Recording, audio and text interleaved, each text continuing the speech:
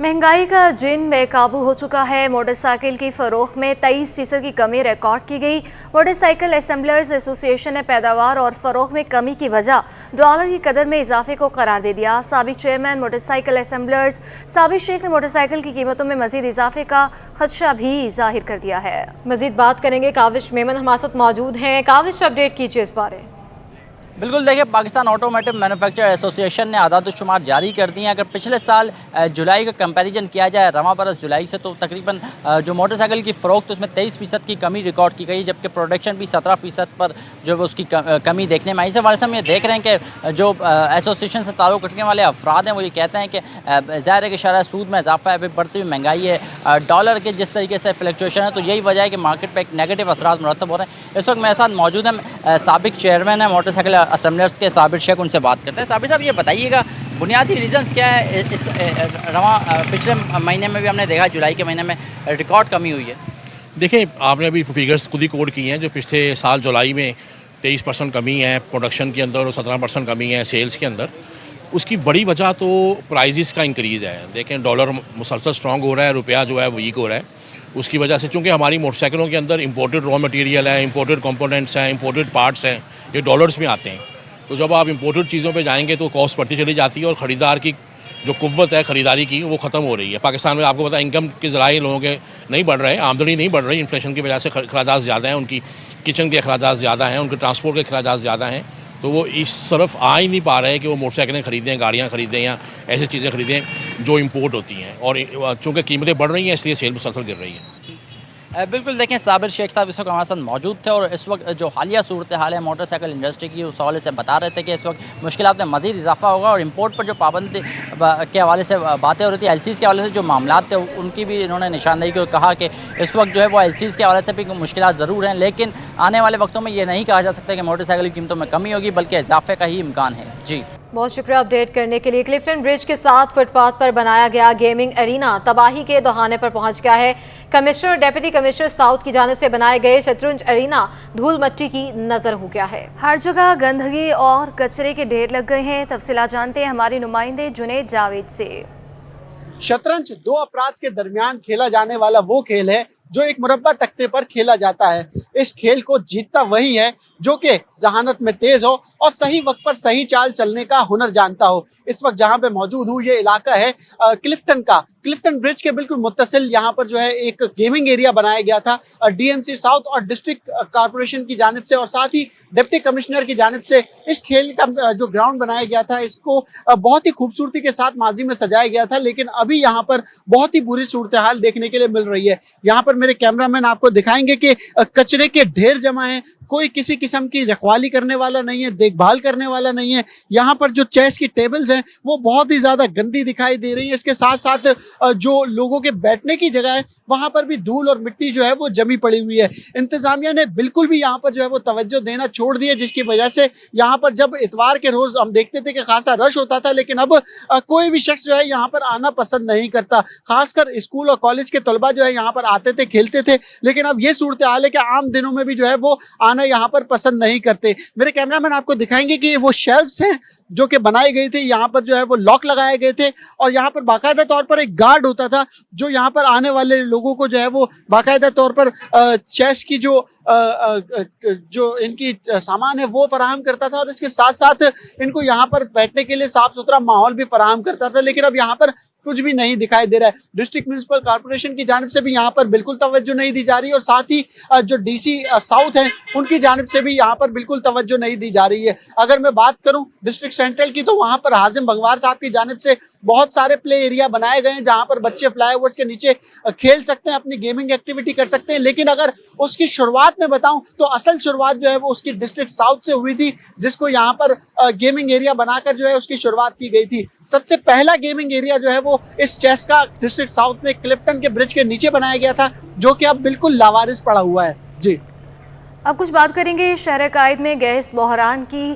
कराची में गैस बहरान ख़त्म नहीं किया जा सका। शहर के मुख्तलिफ इलाकों की अगर बात करें तो गैस बंदिश वहां पर मामूल बन चुकी है।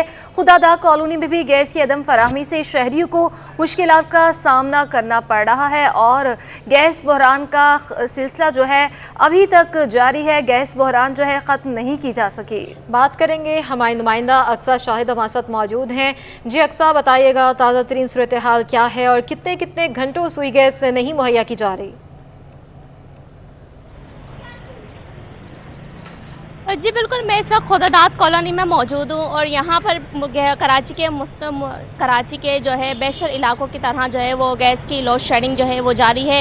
अगर बात करें 24 में से कितने घंटे की लोड शेडिंग जो है वो यहाँ पर होती है, तो 24 में से 18 से 20 घंटे की लोड शेडिंग यहाँ पर होती है। घरेलू सार्फिन हो या होटल पे पकवान सेंटर हो, सबका यही कहना है कि जो गैस की लोड शेडिंग है वो हर 1 घंटे के बाद 2 घंटे के बाद जो है वो जारी रहती है। पकवान सेंटर जो है यहाँ पर ऑर्डर ले लेते हैं, उसके बावजूद जो है वक्त पर इनके ऑर्डर नहीं जा पाते। इस वक्त पकवान सेंटर के मालकान मेरे साथ मौजूद हैं, इनसे बात करते हैं। बताइएगा कि लोड शेडिंग जो है वो कितने घंटे की हो रही है?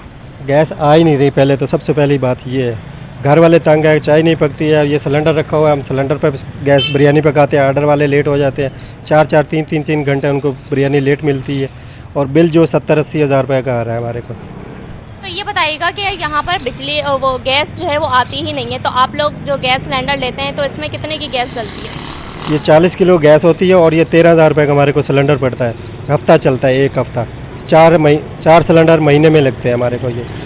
अच्छा, आपने जैसा कि बताया यहाँ पर गैस की फराहमी है ही नहीं, तो यहाँ पर मीटर लगे हुए हैं, ये गैस लाइनें डली हुई हैं? जी, सारी मेन लाइन डली हुई है, मीटर लगे हुए हैं, कमर्शियल मीटर लगे हुए हैं, घरेलू मीटर लगे हुए हैं, लेकिन गैस का नाम ही नहीं है। घर वाले 2-2, 3-3 किलो गैस भरवाते हैं और उस पर खाना पकाते हैं और चाय बनाते हैं। तो फिर बिल भी नहीं आते होंगे जब गैस नहीं आती? तो बिल तो आते हैं, क्यों नहीं आते? अभी 60,000 का बिल आया हमारे को गैस ना आने पर। हाँ जी, 60,000 का बिल आया अभी। आज आखिरी तारीख, आज हमने पे करना है। बिल्कुल यकीनन आपने सुना कि इनका कहना है कि गैस ना होने पर जो है वो 60,000 के बिल आते हैं। गैस लाइनें भी डली हुई हैं, मीटर भी लगे हुए हैं, फिर भी जो है वो गैस की फरहमी यहाँ पर नहीं है। इस वक्त जो है वो रोटी के होटल वाले भी मौजूद हैं। बताइएगा आप जो है किस तरह फिर गुजारा करते हैं? हम भी बस ऐसे ही गुजारा कर रहे हैं, बार बार होटल से रोटियां मंगा के दे रहे हैं ग्राहकों को। गैस आ नहीं रहा है, हाँ 1 हफ्ता हो गया, परेशान लगे हुए हैं। आता है तो बिल्कुल प्रेशर नहीं होता है, रोटी नहीं पकती है उसमें। तो फिर जब आप गैस सिलेंडर पर काम कर रहे हैं तो रोटी कितने की दे रहे हैं? 20 रुपये की रोटी दे रहे हैं और आटा 180 रुपये किलो चल रहा है, पूरा ही नहीं हो रही है, इतनी महंगाई हो गई है। गैस के बिल 55,000 रुपये वो आ रहे हैं, गैस आता नहीं है, महीने का बिल आ जाता है ना।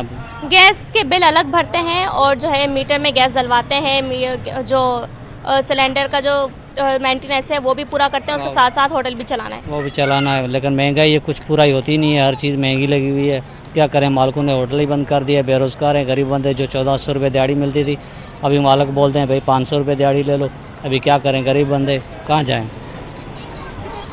जो है बहुत ही बुरे हालात जो है वो यहाँ पर देखने को मिल रहे हैं। इस वक्त जो है गैस की फरहमी यहाँ पर बिल्कुल भी नहीं हो रही। मालकान जो है वो अब वर्कर से जो है वो पैसे उनको कम देने लग गए, क्योंकि जो है वो गैस सिलेंडर में गैस भी डलती है, फिर जो है वो घर के बिल भी भरे जाते हैं। जी अक्सा शायद हमें अपडेट करी थी। गैस बहरान इस वक्त जारी है, काफ़ी परेशानी का सामना करना पड़ रहा है। शहरी वहाँ के मुतालबा कर रहे हैं कि गैस जो है वो फ्राहम की जाए और SSGC की जानिब से बारहा कहा जाता है कि 3 टाइम हम गैस फ्राहम करेंगे, नाश्ते के वक्त, दोपहर के खाने के वक्त और रात के खाने के वक्त गैस मुहैया कर दी जाएगी, लेकिन ऐसा कुछ भी नहीं होता है। सारा दिन गैस नहीं होती और रात को भी गैस बंदिश मामूल बन चुकी है। और ये भी अक्सा बता रही थी कि इलाके में गैस तो मौजूद नहीं है, लेकिन बिल जो है वो बाकायदगी से आ रहे हैं और बहुत ज़्यादा बिल जो है वो आ रहे हैं। कराची में गैस बहरान अभी तक ख़त्म नहीं किया गया, मगर बिल जो है वो बाकायदगी से आ रहे हैं। शहरी बहुत ज़्यादा परेशान है। अक्सर शाहिद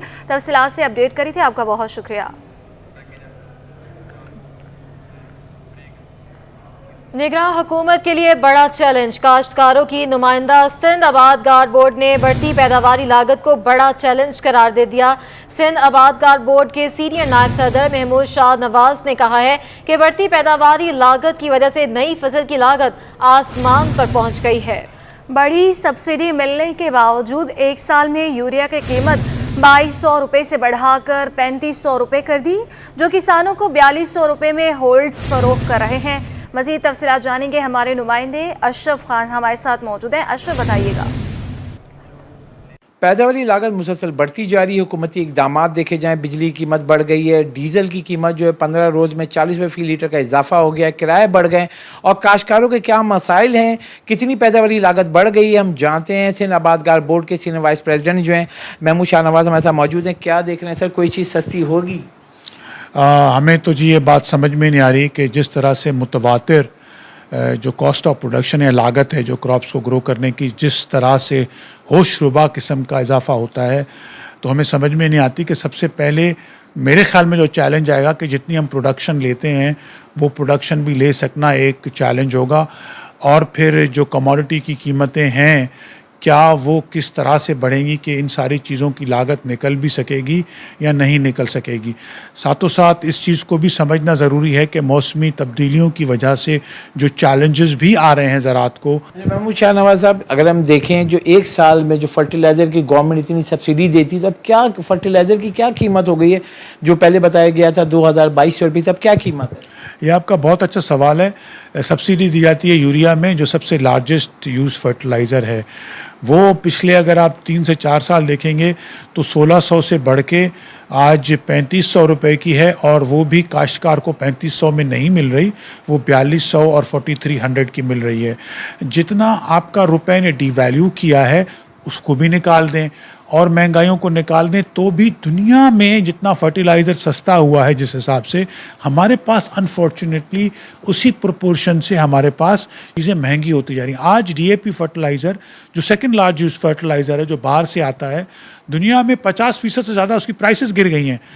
आप 30 से 32% डिवैल्यूएशन भी निकाल दें, उसके बाद भी सस्ता होना चाहिए, वो उल्टा 9,500-10 हज़ार रुपये से बढ़ के उसकी कीमत 12,500-13 हज़ार रुपये हो गई है। जी, जैसे कि आपने सुना, और यहाँ पे जहाँ के बात करें इंडस्ट्री के अलावा जो सबसे बड़ा एग्रीकल्चर सेक्टर है, उसमें भी खदशात का इज़हार कर दिया है, क्योंकि सबसे बड़ा जो उसका जो फर्टिलाइज़र है यानी यूरिया जो उसको मिलता है, उसकी कीमतों में नुमाया इजाफा हो गया और एक माफिया है वो सरगर्म हो गई, जो कीमतें मुसलसल बढ़ाती जा रही है। जो सरकारी कीमत के बाद, जो सब्सिडी लेने के बाद 3,500 रुपये की जो यूरिया है वो अब 4,200 4,300 में मिल रही है। इससे पैदावारी लागत बढ़ेगी और काश्तकारों की जो मसाइल मज़ीद बढ़ जाएंगे। जी, पाकिस्तान सुजुकी का प्लांट आर्जी बंदिश का फैसला। पाक सुजुकी के मुताबिक खाम माल की शदीद कमी का सामना है। दरामदी खाम माल में मुश्किलात की वजह से पैदावारी लागत जो है वो जारी रखना मुश्किल हो रहा है। मोटरसाइकिल बनाने का प्लांट 18 अगस्त से 31 अगस्त 2023 तक आर्जी तौर पर बंद रहेगा। मज़ीद क्या तफसीलात हैं, अशरफ खान हमारे साथ मौजूद हैं। अशरफ, बताइएगा। जी, पाक सुजुकी मोटर ने पाकिस्तान स्टॉक एक्सचेंज को खत लिखा है जिसमें बताया कि पाक सुजुकी की इंतजामिया ने प्लांट की आर्जी बंदिश का फैसला किया है, जिसमें कहा है कि खाम माल की शदीद कमी का सामना है। दरामदी खाम माल मुश्किलात की वजह से पैदावार जारी रखना मुश्किल हो रहा है और मोटरसाइकिल बनाने का प्लान 18 अगस्त से 31 अगस्त 2023 तक आर्जी तौर पर बंद रहेगा। और पाकिस्तान सुजुकी इंतजामिया ने ये फैसला किया है और इसमें यह बताया कि कार बनाने का प्लान इस दौरान पैदावार जारी रखेगा। पाक सुजुकी ने पाकिस्तान स्टॉक एक्सचेंज को खत लिखकर ये आगाज किया है, तमाम मुश्किलात के बारे में बताया। जी, बहुत शुक्रिया अशरफ खान। चेयरमैन लियाकताबाद टाउन फराज हसीब ने वाइस चेयरमैन इसहाक तैमूरी के साथ यूनियन कमेटी नंबर 6 के ऑफिस का दौरा किया है। फराज हसीब ने मुंतखब बल्दियाती नुमाइंदों और अफसरान के इजलास की सदारत भी की है।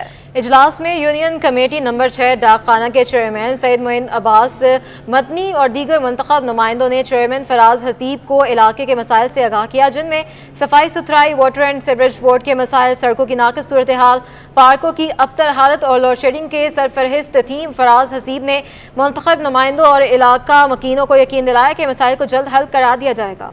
उन्होंने कहा कि लियाकताबाद टाउन में तजावुजात का खात्मा करके ब्यूटिफिकेशन का काम तेजी से किया जा रहा है।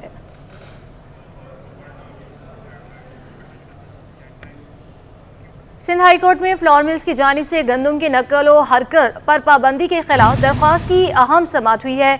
चीफ जस्टिस का बड़ा हुक्म आइंदा समाअत पर सेक्रेटरी खुराक और डायरेक्टर फूड अथॉरिटी को भी तलब कर लिया गया है। मजीद बात करेंगे, बिलाल अहमद हमारे साथ मौजूद हैं। बिलाल, अपडेट कीजिएगा इस बारे। जी, सिंध हाई कोर्ट के चीफ जस्टिस अहमद अली शेख की सरबराही में 2 रुकनी बेंच ने फ्लोर मिल्स की जानिब से गंदम की नकलो हरकत पर पाबंदी के खिलाफ दरख्वास्त की समाअत की है। दौरान समाअत फ्लोर मिल्स के वकील ने अदालत में ये मौक़िफ़ दिया कि हमें गंदम की खरीदारी के लिए भी इजाज़त की ज़रूरत होती है। हमें हमारी ज़रूरत के मुताबिक गंदम खरीदने से रोका जा रहा है। गंदम की नकलो हरकत पर पाबंदी के लिए सिंध कैबिनेट से मंजूरी नहीं ली गई। सिंध हाई कोर्ट के चीफ जस्टिस अहमद अली शेख ने रिमार्क्स दिए कि कराची में इस्तेमाल होने वाली गंदम शहर से बाहर से आती है। आप लोग क्या चाहते हैं कि यहाँ रोटी भी 50 रुपए की मिले? ये एक अहम मसला है। आइंदा समाअत पर जो सरकारी हुकाम है वो अदालत में पेश हों और रिपोर्ट अदालत में जमा कराई जाए। चीफ जस्टिस के ये भी रिमार्क्स थे कि लाड़काना से चलने वाला गंदम का ट्रक अफगानिस्तान भी जा सकता है। इसकी रोकथाम के लिए ही कवानीन बनाए जा सकते हैं। अब अदालत ने इस केस की समाअत को पीर के रोज तक के लिए मुलतवी किया है। ठीक है, बिलाल अहमद हमारे साथ ही मौजूद रहिएगा। आगे बढ़ते हैं। डकैती मज़ाहमत पर शहरियों का कत्ल, अमन व अमान की सूरत हाल ख़राब। गुलशन इकबाल के रिहायशी बैरिस्टर हसन खान ने सिंध हाई कोर्ट से रुजू कर लिया है। इस हवाले से भी बताइएगा बिलाल अहमद। जी, बैरिस्टर हसन खान हैं जिनकी जानिब से एक आईनी दरख्वास्त सिंध हाई कोर्ट में दायर की गई है, जिसमें ये मौक़िफ़ अख्तियार किया गया है कि आइन के तहत शहरियों की हिफाजत रियासत की बुनियादी जिम्मेदारियों में से एक जिम्मेदारी है। सिंध हुकूमत, IG Sindh, additional IG Karachi अमन अमान की सूरत हाल पर काबू पाने में नाकाम हुए हैं। पुलिस अपनी जिम्मेदारियां अदा करने में मुकम्मल तौर पर नाकाम हो चुकी है। दरख्वास्त में ये बताया गया है कि 5 जनवरी 2023 को गुलिस्तान जौहर में सना नामी खातून को डकैतों ने कत्ल कर दिया था। फिर दिसंबर 2022 में यूनिवर्सिटी के तालिब इल्म जहांगीर को डाकुओं ने कत्ल किया। इसके अलावा एक और वाक़या भी रिपोर्ट किया गया है कि 15 अगस्त को फेडरल बी एरिया में नौजवान फहद को डाकुओं ने कत्ल किया है। और दरख्वास्त में ये कहा गया है कि पुलिस VVIP प्रोटोकॉल पर लगी हुई है, लेकिन आम शहरियों का कोई पुरसहान हाल नहीं है। लिहाजा सिंध हुकूमत को शहरियों के तहफ़्फ़ुज़ यकीनी बनाने के हवाले से हदायत जारी की जाएँ। जी बिलाल, आप हमारे साथ ही रहिएगा। इंसदाद दहशतगर्दी अदालत में 9 मई को हंगामा आराई, जलाओ घेराव का मामला। पुलिस ने शाह फैसल थाने में दर्ज मुकदमे का हतमी चालान जमा करा दिया है। इस हवाले से भी बिलाल बताइएगा। जी, इंसदाद दहशतगर्दी की खुसूसी अदालत में 9 मई को चेयरमैन तहरीक इंसाफ की गिरफ्तारी के खिलाफ हंगामा आराई, जलाओ घेराव का ये मुकदमा है। शाह फैसल थाने में दर्ज मुकदमा था, उसमें हतमी चालान अदालत में जमा करा दिया गया है। चालान में राजा अजहर समेत 3 मफरूर साबिक अरकान असम्बली को मफरूर करार दे दिया है। अदालत ने साबिक अरकान असम्बली अजहर, फ़हीम खान, अदील अहमद खान के नाकाबिल ज़मानत वारंट गिरफ्तारी जारी कर दिए हैं, जबकि पुलिस ने साबिक रुकन कौमी असम्बली अकरम चीमा समेत 13 मुल्ज़मान को बेकसूर करार दिया है। चालान में पुलिस एहलकारों समेत 10 गवाह रखे गए हैं, जबकि मुकदमे में आलमगीर खान समेत 5 मुल्ज़मान ऐसे हैं जिन्होंने अबूरी ज़मानत हासिल कर रखी है। जी बहुत शुक्रिया बिलाल अहमद। मुत्तहदा कौमी मूवमेंट पाकिस्तान के रहनुमा कंवर नवीद जमील इंतकाल कर गए। कंवर नवीद ब्रेन हेमरेज होने के बायस कई माह से निजी अस्पताल में ज़ेर इलाज थे। मरहूम के घर ताज़ियत के लिए सियासी और समाजी शख्सियात और रिश्तेदारों के आने का सिलसिला जारी है। मज़ीद जानेंगे मोहम्मद हमाद से, जो इस वक्त मरहूम कंवर नवीद के घर के बाहर ही मौजूद हैं। मोहम्मद हमाद, बताइएगा कौन कौन सी सियासी और समाजी शख्सियात जो है इस वक्त उनके घर में मौजूद हैं? देखिए, बिल्कुल इस वक्त मैं मौजूद हूँ मरहूम कंवर नवीद जमील के घर के बाहर, और यहाँ पर इनके घर पर जो है समाजी व सियासी शख्सियत के आने का सिलसिला जारी है। वो जो यहाँ पर आकर जो है इनके अहल खाना से जो है ताज़ियत कर रहे हैं, और इसके अलावा जो है इनके जो दोस्त अहबाब और अजीज़ व क़ारिब है जो बड़ी तादाद में यहाँ पर आना शुरू हो चुके हैं। और इनकी जो नमाज जनाजा है वो डिफेंस फेस 1 मुस्तफ़ा मस्जिद में जो है नमाज जुम्मा के बाद अदा की जाएगी। नमाज जुम्मा से कबल जो है कंवर नवीद की जो जस्ते खाकी है वो अब से कुछ देर पहले जो है इनके सर्द खाने से इनके घर जो है या घर लेकर आए, और उसके बाद 1:15 बजे बताया जा रहा है कि यहाँ से उनको जो है उनकी नमाज जनाजा को मस्जिद यहाँ से ले जाया जाएगा, और फिर उसके बाद नमाज जुम्मा के बाद नमाज जनाजा अदा की जाएगी। मेरे कैमरामैन हसन इकबाल जो है वो आपको दिखाएंगे इनके घर के मनाजिर। इस वक्त जो है बड़ी तादाद में जो है लोग यहाँ पर मौजूद हैं, जो कि यहाँ पर आ रहे हैं। MQM के जो कारकुनान हैं मुत्तहदा कौम पाकिस्तान के, उनकी भी बड़ी तादाद एक यहाँ पर मौजूद है, जो ताज़ियत के यहाँ पर आके जो इनका ताना यहाँ पर बना हुआ है। बताया ये जा रहा है कि कंवर नवीद बीमार थे।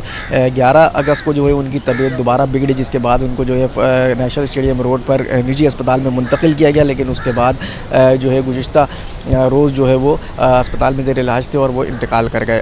अब जो है इनके घर के बाहर जो है एक जो है शोक की फ़िज़ा कायम है। जो इनके अहल खाना है, रिश्तेदार हैं, वो बड़ी तादाद में यहाँ पर मौजूद है।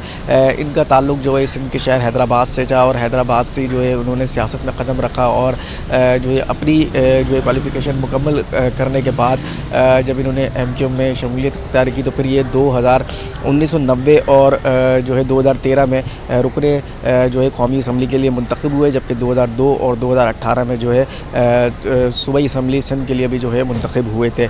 जबकि कंवर नवीद जमील का जो है मुत्तहदा कौमी मूवमेंट में जो है काफ़ी शुमार होता है और काफ़ी सीनियर रहनुमा भी थे।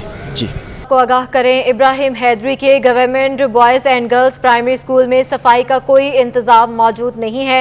स्कूल में मौजूद सिर्फ 2 टीचर बच्चों से सफाई कराने पर मजबूर हैं। कहते हैं कोई सफाई के लिए नहीं आता। मज़ीद क्या तफसीलात हैं जानते हैं हमारी नुमाइंदा सबा परवेज से। मैं इस वक्त मौजूद हूँ government boys and girls school में, जहाँ पर जो है वो 4 कमरों में मुश्तमिल ये स्कूल है और स्कूल की इस कदर खस्ता हालत है कि स्कूल की जो है वो दीवारें गिर रही हैं। स्कूल में जो है वो लोड शेडिंग का इंतहाई मसला है। उसके अलावा जो है बच्चे जो हैं वो स्कूल में सफाई का कोई इंतज़ाम नहीं है, जिस वजह से जो है वो बच्चों से ही जो है वो स्कूल में सफाई करवाई जाती है। देखिए, सबसे बड़ा मसला तो जो आप देख रहे हैं कि बिल्डिंग की हालत देख रही हैं, कंडीशन खस्ता हालत है। इसके अलावा सफाई के मसाइल हैं, बिजली पानी का भी हमने अपने वेलफेयर के तौर पर इंतज़ाम किया हुआ है, परमानेंट कोई इंतज़ाम नहीं है।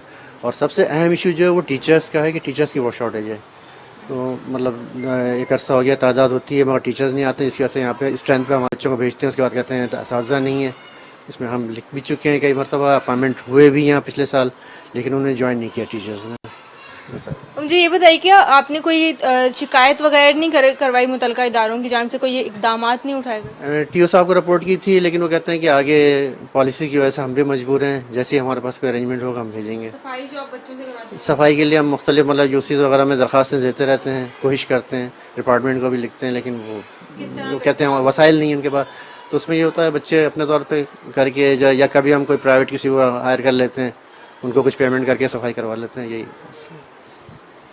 जी बिल्कुल, जैसा कि आपने सुना कि जो है वो स्कूल में जो है वो असातिज़ा की भी कमी है। असातिज़ा को जो है वो हायर करने के लिए एप्लीकेशंस दी हुई हैं, लेकिन असातिज़ा आते नहीं हैं क्योंकि दूर पड़ता है उन्हें। और दूसरी तरफ 2 टीचर्स स्कूल में हैं जो बच्चों को पढ़ा रहे हैं। उसके अलावा जो है वो लोड शेडिंग का मसला है, इसमें सफाई का कोई इंतज़ाम नहीं है। सफाई जो है इन्होंने अपने मदद आप के तहत जो है वो इन्होंने पानी का बंदोबस्त किया हुआ है। हुकूमत की जानिब से कोई इक़दाम नहीं उठाए गए। जी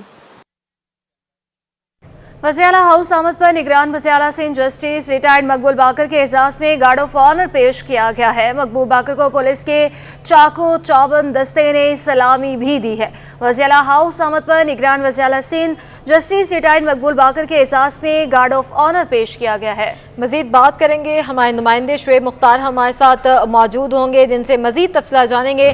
निगरान वज़ीर-ए-आला हाउस आमद पर निगरान वज़ीर-ए-आला सिंध जस्टिस रिटायर्ड मकबूल बाकर के एजाज़ में गार्ड ऑफ ऑनर पेश किया गया। मकबूल बाकर को पुलिस के चाको चुबंद दस्ते ने सलामी दी है। जी हाँ, आपको बता रहे इस हवाले से निगरान वज़ीर-ए-आला ने पुलिस के दस्तों का मुआयना भी किया है और वज़ीर-ए-आला हाउस आमद पर निगरान वज़ीर-ए-आला सिंध जस्टिस रिटायर्ड मकबूल बाकर के एजाज़ में गार्ड ऑफ ऑनर भी पेश किया गया है। मज़ीद क्या तफसीलात हैं जान लेते हैं, हमारे नुमाइंदे शुएब मुख्तार हमारे साथ इस वक्त मौजूद हैं। शुएब, आगाह कीजिएगा। और जी बिल्कुल, निगरान वज़ीर-ए-आला सिंध जस्टिस रिटायर्ड मकबूल बाकर जो है अब से कुछ देर कल जो है वज़ीर-ए-आला हाउस आए हैं। वज़ीर-ए-आला हाउस के लॉन में जो है उन्हें गार्ड ऑफ ऑनर जो है पेश किया गया है। निगरान वज़ीर-ए-आला सिंध जस्टिस रिटायर्ड मकबूल बाकर को पुलिस के चाको चौबंद दस्ते ने जो है सलामी भी दी है, जबकि निगरान वज़ीर-ए-आला सिंध की जानिब से पुलिस के दस्तों का भी मुआयना किया गया है। गार्ड ऑफ ऑनर की तकरीब में जो है चीफ सेक्रेटरी सुहेल राजपूत, कायम मुकाम IG पुलिस इमरान याकूब बिनहास, सूबाई सेक्रेटरी और सीनियर पुलिस अफसरान भी मौजूद थे। जबकि निगरान वज़ीर-ए-आला सिंध ने जो है सलामी के बाद जो है पुलिस अफसरान से भी मुलाकात की है और शहर की सूरत हाल पर जो है इस सिलसिले में मुख्तलिफ उमूर पर भी जो है मुशावरत हुई है। चीफ सेक्रेटरी सुहेल राजपूत ने निगरान वज़ीर-ए-आला का अफसरान से जो है तारुफ भी करवाया है। जी बहुत शुक्रिया शुएब मुख्तार।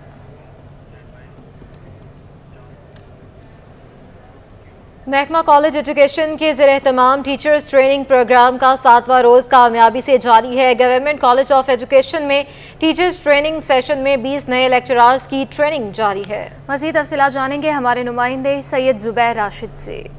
हाँ जी बिल्कुल, देखें महकमा कॉलेज एजुकेशन की ज़ेर एहतमाम टीचर्स ट्रेनिंग प्रोग्राम का आज 7वां रोज़ है और 17 ग्रेड के जो असातिज़ा कराम हैं उनकी ट्रेनिंग का जो अमल है वो जारी व सारी है। 80 के करीब तादाद बताई जा रही है असातिज़ा कराम की, जो कि आज जो है टीचर्स ट्रेनिंग प्रोग्राम से इस्तिफ़ादा हासिल कर रहे हैं। कोऑर्डिनेटर इस प्रोग्राम की तबस्सुम साहिबा इस वक्त मेरे साथ बराह रास्त मौजूद हैं। आपकी उनसे बात भी करवाते हैं, उनसे जानते हैं कि भाई कि जो तालिब इल्मों का जोश है वो कितने हद तक देती है। मुझे ये बताइए असातिज़ा कराम इनका फीडबैक कैसा है? असातिज़ा कराम का फ़ीडबैक माशाल्लाह से गवर्नमेंट ये जो कॉलेज एजुकेशन डिपार्टमेंट है इसकी जो ये एक इनिशिएटिव है, इसको मैं बहुत ज़्यादा सराहना चाहूँगी कि राशिद खोसो साहब का विज़न या हमारे सेक्रेटरी कॉलेज एजुकेशन का विज़न जो है वो बहुत कामयाबी से हमकिनार हो रहा है और इसमें असातिज़ा ने बहुत बढ़ चढ़ के हिस्सा लिया है और इस इक़दाम को बहुत पसंद कर रहे हैं। वो हर एक्टिविटी में बिल्कुल स्टूडेंट्स की तरह पार्टिसिपेट कर रहे हैं। आज हमारा क्लासरूम मैनेजमेंट का सेशन था, तो अभी ये लोग जो हैं वो क्लासरूम मैनेजमेंट के प्लान्स बना रहे हैं जिसको ये लोग अभी प्रेजेंट भी करेंगे। तो इसके लिए रोज़ाना इन लोगों को कोई ना कोई इम्पॉर्टेंट टास्क दे दिया जाता है एजुकेशन से रिलेटेड और वो उस टास्क को पूरा करते हैं। कुछ हमारे साथ जो टीचर्स हैं उनसे फीडबैक भी लेने की कोशिश करते हैं। मुझे बताइए यहाँ पर ये कॉलेज एजुकेशन डिपार्टमेंट की जानिब से आप लोगों के लिए एक बेहतरीन एक फैसिलिटी फराहम की जा रही है, आप लोग कितना इस्तिफ़ादा इससे हासिल कर रहे हैं? जी, ये बहुत ही एक अच्छा इनिशिएटिव है। मोस्ट ऑफ़ द लोग ऐसे होते हैं जिन्होंने पहले टीचिंग एक्सपीरियंस नहीं होता तो उनको बहुत डिफ़िकल्टी होती है। जैसे मैं हूँ, हमने 2019 में ग्रेजुएशन की तो उसके बाद से कोविड की वजह से हमें कोई जॉब नहीं मिली थी, सब कुछ बंद हो गया था। तो हमें यही था कि हम जब जाएंगे गवर्नमेंट जॉब में तो हमें कोई एक्सपीरियंस नहीं है तो हमें कैसे पता होगा क्लासरूम मैनेजमेंट जैसे अभी चल रही है, तो इससे हमें हेल्प मिलेगी कि हमें क्या करना चाहिए। क्योंकि बाज़ लोग होते हैं उनके पास एक्सपीरियंस होता है, वो उससे सीखते हैं, लेकिन कुछ लोगों के पास ये अपॉर्चुनिटी नहीं होती, वो फ्रेश ग्रेजुएट्स होते हैं, उन्हें जॉब मिल जाती है।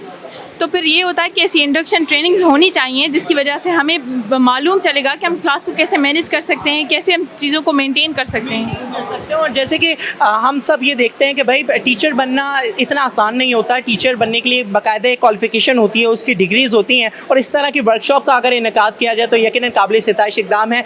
ये ग्रुप्स अभी आपने देखे, इसके बाद दूसरा सेशन स्टार्ट होगा जिसमें भी यही असातिज़ा कराम जो है हिस्सा लेंगे और उसके बाद जो है उनको ये जो पूरा ट्रेनिंग का जो सेशन है 24 अगस्त तक इसी तरीके से जारी व सारी रहेगा। जी